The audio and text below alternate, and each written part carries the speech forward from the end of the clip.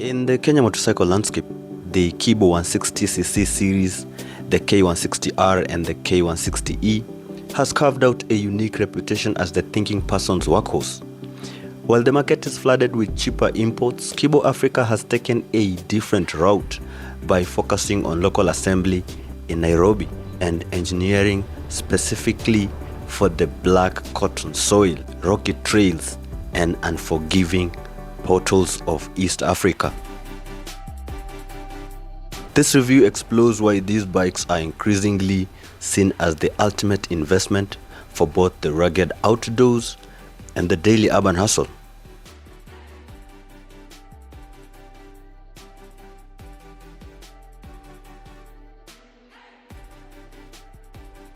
The steadiest feature of the Kibo 160cc is its hybrid backbone cradle frame. Unlike many lightweight commuters that feel rattly after a few months of Kenyan roads, the Kibo is built with a structural rigidity that inspires confidence. It doesn't just ride over potholes, it absorbs them. The durability is a direct result of Kibo's commitment to local manufacturing, with nearly 40 components made right here in Kenya to ensure they meet the specific demands of our environment. The K160R, affectionately known as the Champ, is the purest dual-purpose machine. With its 21-inch front wheel and 200mm ground clearance, it is designed to conquer the last mile, where the tarmac ends.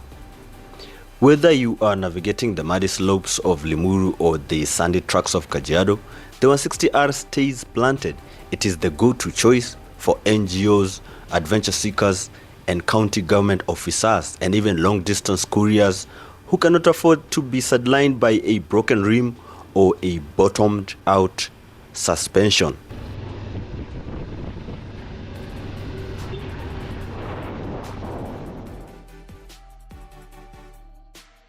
Recognizing that not everyone needs to climb mountains, Kibo introduced the K160E Evolution. This variant is a masterclass in urban ergonomics. By swapping to 17-inch cast aluminum wheel and lowering the seat height, Kibo created a bike that is incredibly flickable in Nairobi notorious traffic. It retains the same tough nails DNA but adds a layer of sophistication and ease of use, and appeals to city commuters and the last mile delivery riders who need speed and stability on the tarmac.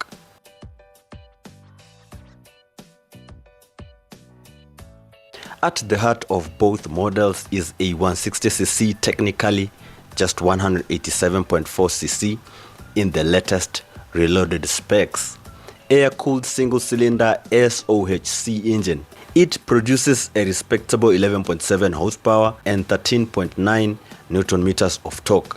While those numbers might seem modest on paper, the gearing is tuned for a low-end grunt. This is a puller, not a screamer, meaning it can hold heavy loads uphill without the engine feeling strained or overheated, a vital trait for a bike intended for the Kenyan commercial sector. One of the most impressive statistics of the Kibo 160 series is its massive 200 kg to 250 kg load capacity. In a country where motorcycles often serve as a primary transport for goods, this is a game changer. The reinforced rear subframe and twin coil cover shocks allows the bike to carry everything from gas cylinders to heavy courier boxes without compromising the frame's integrity. It is truly a two-wheeled pickup truck.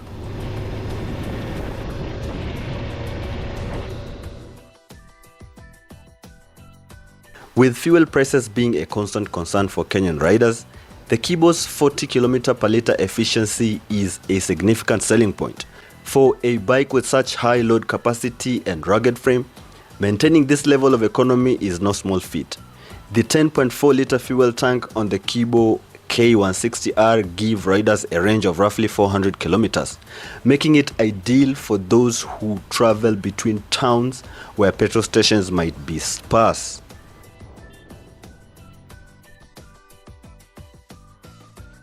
Kibo has always marketed itself as a safety-conscious brand, and the hardware backs this up. The bikes are equipped with dual-piston disc brakes, on both front and rear, a rarity in this displacement class where many competitors still use rear drum brakes. This provides the instant stopping power needed when a pedestrian or a matatu suddenly cuts across your path. Furthermore, the vertically stacked headlights provides excellent visibility for those navigating the unlit estate roads at night.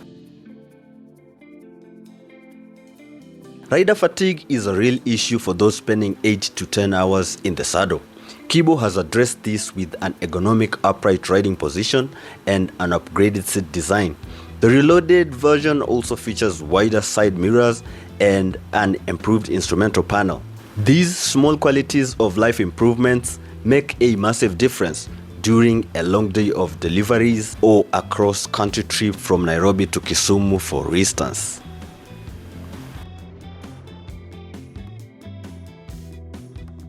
The initial purchase price of Kibo, currently ranging between 200,000 and 280,000 Kenya shillings depending on the model and financing, is higher than the standard 150cc mass market bikes. However, the value proposition lies in the total cost of ownership, TCO.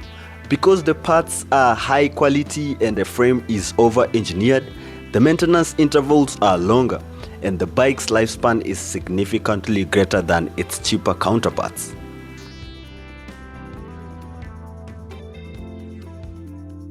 The Kibo 160cc series is more than just a motorcycle. It is a testament to what happens when engineering meets local insight. It bridges the gap between the fragile commuters and the expensive improved adventure bikes. For the Kenyan entrepreneur, the delivery professional, or the weekend explorer, the Kibo K160R and the K160E offer a blend of reliability, safety, and go-anywhere capability that is currently unmatched in the 160cc segment.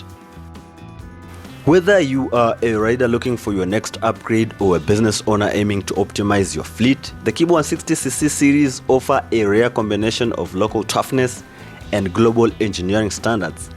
If you found this review helpful in navigating the Kenyan motorcycle market, don't forget to hit the like button and subscribe to the channel. We have more deep dives into the latest bikes, maintenance tips, and Kenyan road tests coming up your way.